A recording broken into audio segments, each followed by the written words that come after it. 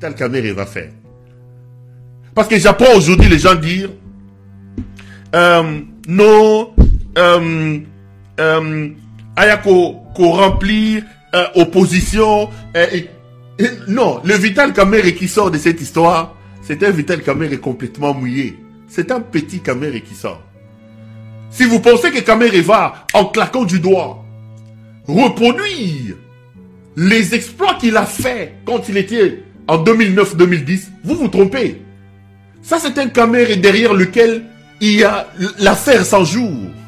Ça, c'est un Kamerhe quand il entre dans une salle, tout le monde crie « Moyibi, Moyibi ». Ça, c'est un Kamerhe qui a dit « Bolimbi Sangaye, Bolimbi Sangaye ». C'est pas le même Kamerhe. Le contexte n'est pas... Alors, j'ai dit qu'en politique, on ne meurt pas. Et ici, c'est comme ça que je parle d'inventivité. Il faut qu'il ait une grande capacité d'invention politique. Pour faire une sorte d'ému, une sorte de renaissance politique. Ce qui ne sera pas facile. Aujourd'hui, si vous me demandez, moi, Perrault, d'analyser et de me projeter sur l'avenir politique de Vital Kamerhe, j'ai du mal à le faire. Pourquoi? Pour, un, les raisons que j'évoque. Deux, l'UNC, qui en 2010 est sorti comme une étoile brillante, aujourd'hui est un parti vide. La plupart des cadres sont partis. Les nominations fantaisistes et tralala, il y a beaucoup de frustration à l'intérieur de l'UNC. L'UNC n'est plus une machine. Ce n'est plus une machine. Il y a une sorte d'usure du pouvoir. Le pouvoir a usé ces partis politiques. Les nominations où les cadres étaient là, mais qui voyaient qu'on nommait des gens sur base de ceci, les enfants à tel endroit. En fait, ça, tout ça, pour des gens qui se sont battus, qui ont lutté avec le président, ça d'une certaine manière fragiliser les partis. C'est pas... L'UNC, c'est un parti fragile aujourd'hui. Aujourd'hui, c'est peut-être un parti fragile. Qui a aujourd'hui les stigmates de tout le problème, de tout ce qu'on voit là, les 100 jours, les ceci, les cela, les cela. Le parti porte ces stigmates-là.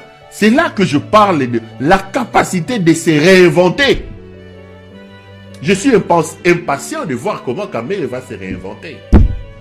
Mais la grosse erreur de Kamerhe sera, malgré cette défenestration, de pouvoir s'aligner derrière Tshisekedi. Ça sera encore triplement ou doublement de l'humiliation. Il a deux, trois choses, deux même, je dirais deux, pour l'avenir.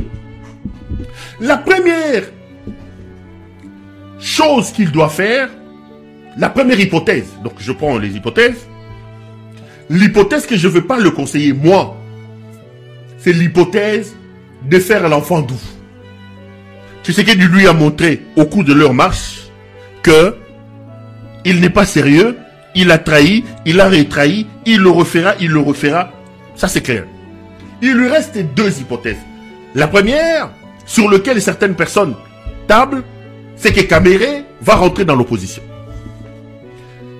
C'est un animal politique, il connaît la classe politique, il a accompagné Tshisekedi, il peut faire mal à Tshisekedi.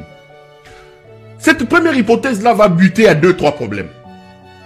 Le premier problème, c'est la tyrannie de Tshisekedi. Parce que, aujourd'hui, au moment où je fais cette émission, le nom de Kamerhe est déjà à la DGM, il a une interdiction des sorties. S'il se met dans la posture de faire une opposition farouche à M. Tshisekedi, la tyrannie installée aujourd'hui au Congo ne va pas les laisser parce qu'il y a déjà des dossiers judiciaires établis et ils vont seulement attendre Bagogolaye. Ça, c'est le premier problème. Mais il y a une capacité par rapport à ces problèmes. Parce que quand je discute, Kamerhe et tout ça, d'abord ils m'ont dit que Kamerhe n'a pas l'intention de fuir. Ils ont dit qu'ils vont rester. Si Tshisekedi attend que Kamerhe puisse fuir pour qu'il y ait un exil, il n'ira pas en exil. S'il faut Bakangaï, il faut Bakangaï. Par rapport à cette hypothèse-là, par rapport à cette crainte-là, Kamerhe pourrait trouver son épingle de jeu si aujourd'hui il devient victime de l'oppression de Tshisekedi et qu'il résistait à cette oppression. Parce qu'en réalité, nous sommes en Afrique. En Afrique, l'opposition n'a de l'ancrage que lorsqu'il fait preuve de certaines bravoures face à la dictature. C'est comme ça que j'ai attaqué les caciques du PPRD. Ces aventuriers caciques, ces gens-là, ces paresseux-là. Quand ils vous disent, nous faisons de l'opposition, comment ils appellent ça? Opposition républicaine, nous faisons de la résistance. J'ai dit non. En Afrique, la sociologie politique, la lecture de l'opposition politique, ne s'est fait que lorsque l'opposition politique fait preuve d'une certaine bravoure face à la dictature, parce qu'en réalité, les régimes politiques en Afrique, les régimes au pouvoir sont des régimes de la tyrannie. Cette résistance-là à rester à ne rien faire, c'est quand on les fait dans des pays de vieilles démocraties où le droit de manifester, etc., sont respectés.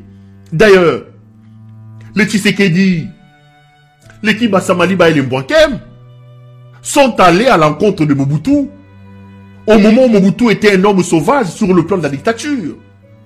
Si aujourd'hui on parle de Tshisekedi, on parle de Kibasa, parce que c'est des gens qui ont fait preuve d'une certaine bravoure, qui pouvaient regarder la dictature en face et résister. Est-ce que Kamere encore aujourd'hui, à 67 ans ou à 68 ans, alors qu'il s'approche de 70 ans, a-t-il de l'énergie pour aller braver cette tyrannie? Moi, je me pose la question, je suis en train d'analyser. Donc, ça c'est la première hypothèse. La deuxième hypothèse, c'est l'hypothèse des silences. C'est-à-dire qu'il a été défenestré, il a été humilié, il décide comme ça de prendre un congé sabbatique éternel, où on ne l'entend pas parler, où on ne le voit pas. Il va profiter certainement de quelques millions qu'il s'est fait pendant leur pouvoir, et il va profiter de son épouse, de ses enfants, etc. Et il va prendre la posture où il ne gêne pas le pouvoir, où il ne gêne rien, attendant le bon moment pour rebondir.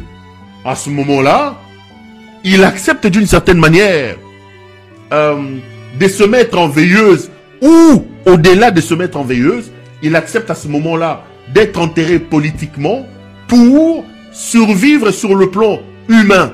Donc l'animal politique à ce moment-là aura décidé de s'éteindre pour laisser l'homme, l'individu Kamere en paix, vivre avec tout ce qu'il a gagné avec sa femme et ses enfants. Voilà les deux hypothèses qui sont sur le chemin de Vital Kamere. Une troisième hypothèse est de faire le mouton, comme il l'a fait lorsqu'il est sorti de la prison, humilié, tout ça, etc. Moi, Sinaba n'a exposé au Kério Landi Soumoutoana en 2023 et tout ça. Et la même personne va t'humilier. Donc, il va encore faire le mouton pour la troisième fois en allant derrière Tshisekedi. Mais à ce moment-là, il n'aura rien parce que Tshisekedi l'aura tellement fragilisé que sa voix ne pèsera pas. Voilà les trois chemins qui sont là. Voilà les trois hypothèses de travail sur lesquelles moi je vais travailler. Mais non, quel est le chemin que Kamere prendra? Je suis incapable de vous le dire. J'analyse et je mets des questions sur la table. Première chose, il va faire l'opposition. À ce moment-là, s'il décide de faire l'opposition, il fera face à un mur de la tyrannie parce qu'on va l'arrêter. C'est décidé qu'on va l'arrêter. Faut-il avoir peur de l'arrestation? Non. Faut faire le Tshisekedi. Nous sommes en Afrique. On ne peut pas avoir un ancrage dans l'opposition si on ne fait pas la bravoure. Si on n'est pas brave. Faut pas faire comme les caciques ici qui ont des immeubles qui se cachent derrière la résistance pour ne pas faire la vraie opposition telle qu'elle est connue en Afrique. Il a 68 ans ou 69 ans. Est-ce qu'il va le faire? Je ne sais pas. Deuxième chose, l'animal politique qui va mourir. Il va enterrer l'animal politique, les Kamere, qui avait des ambitions à la Lula pour devenir président de la République, à 68 ans, très belle femme, il a un peu de moyens, il a été président de l'Assemblée nationale, il a été directeur des cabinets, financièrement parlant, il s'est quand même refait une santé financière. Bon, ok, vivons notre vie, politique au mutu pasi, na makasa okesute, na fandi nanga lwa ebembe lwa mutazosa et le côté, on verra si on le fera après. Ça c'est la deuxième hypothèse. La troisième, alors la pire, c'est de faire le mouton et de suivre encore comme un mouton, M. Tshisekedi, et de faire semblant comme si de rien n'était.